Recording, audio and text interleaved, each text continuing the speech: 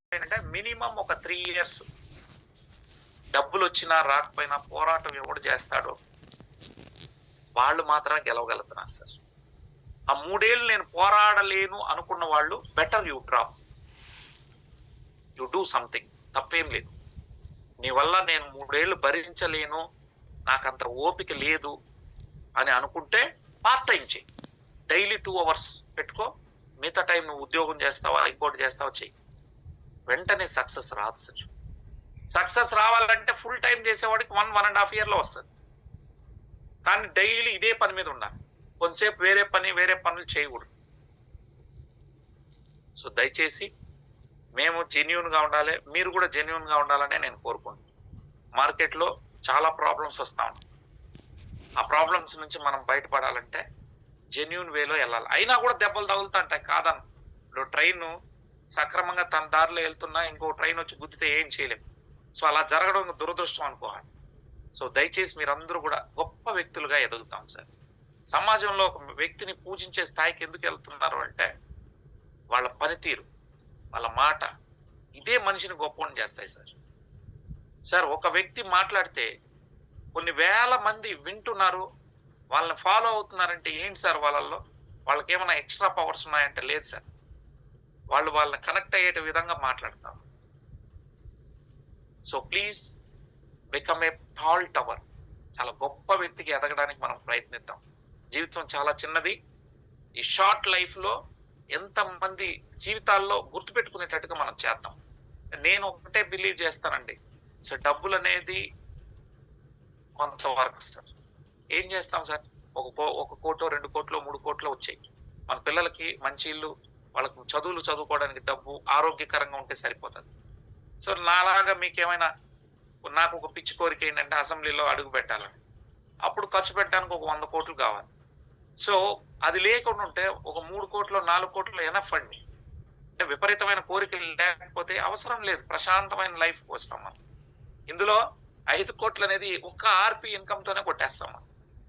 కాబట్టి please to get retired in Walton. 5 ఏళ్ళు పెట్టుకోండి, పూర్తి ఆర్పీలు క్లోజ్ చేయండి. ఆడికే 4,57,20,000 చేతికి వస్తాయి. మిగతా అన్ని ఖర్చు అయిపోయినాయి అనుకోండి. ఇక్కడ కూడా ఖర్చు కాదని అనుకోవద్దు, భ్రమణ పడద్దు. ఈడ కూడా ఖర్చు ఉంటారు. మీరు పాంప్లెట్లు కొనుక్కోవాలి. మీ ఫస్ట్గా కొత్తగా వచ్చినప్పుడు ఒక 100 పాంప్లెట్లు అయినా మీరు ఇవ్వగలగాలి. మీతో పాటు వచ్చిన వాళ్ళకి బిర్యానీ పెట్టకపోయినా అంత పప్పన్నం అన్న పెట్టించగలగాలి. ఇవన్నీ ఖర్చులు ఉంటాయి.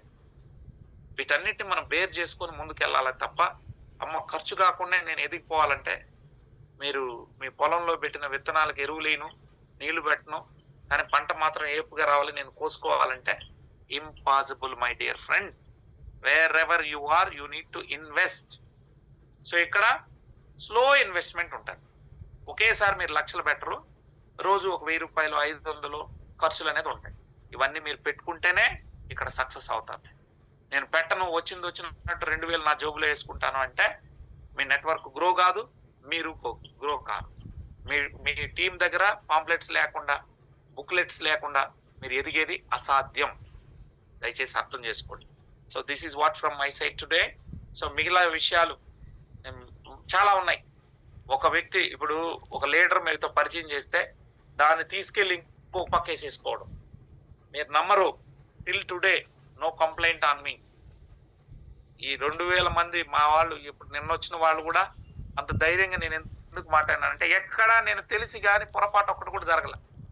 ఒకవేళ ఎవరైనా వచ్చుంటే కూడా వెంటనే ఆ ఐడిని ఇమీడియట్గా క్యాన్సిల్ చేసేసి వాళ్ళకి ఐడి బదులు ఐడి డబ్బులు పెట్టి ఏం చేసిన సందర్భాలు ఉన్నాయి. ఆన్లైన్లో ఎవడైనా వచ్చేసి టకామని నీ దగ్గర చేరిపోతానంటే అతను పెద్ద నెట్వర్కర్ అయినా నేను యాక్సెప్ట్ చేయను. మేబీ అతను వచ్చేస్తే జీవితాలు మారిపోతాయన్నా కూడా సారీ అనే మాటే చెప్తాను. తీసుకొని ఇంకొక లైన్లో వేసేయాలి, నాకు వేకర్ లైన్ ఉంది కదా అక్కడ వేసేసుకొని నేను ఇది చేసుకోవాలా? I never do that. నాకు తెలిసి తప్పు చేయను. నా డౌన్ లైన్లో ఎక్కడైనా తప్పు జరిగినా వాళ్ళకి చెప్పాలంత ప్రయత్నం మనం చేయాలి. ఎథిక్స్ని పాటిద్దాం సార్. ఈ భారతదేశం చాలా పెద్దది, మనం స్టార్టింగ్లో ఉన్నాం. అందరం కలిసి ముందుకెళ్దామని ఆశిస్తూ మరి ఈనాటి సెషన్ 6 అయింది. 6 o'clock. This is what from my side. చాలా పాయింట్స్ ఉన్నాయి. అబద్ధాలు చెప్పడం తప్పు.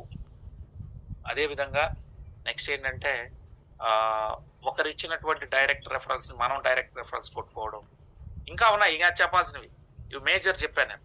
మైనర్ థింగ్స్ చెప్పుకుంటా పోతే బోల్డ్ అన్ని ఉన్నాయి. ప్రోడక్ట్ పెట్టుబడులు పెట్టించేసి ఆ ప్రోడక్ట్లు నేనే అమ్మి పెట్టేస్తున్నాను తీసుకొని అమ్మేసుకోవడం, వీళ్ళందరూ ప్రాబ్లంలో పడతారు. ఎత్తుకొచ్చి అరెస్ట్ చేస్తున్నారు. ఇప్పుడు తెలియట్లేదు మీకు.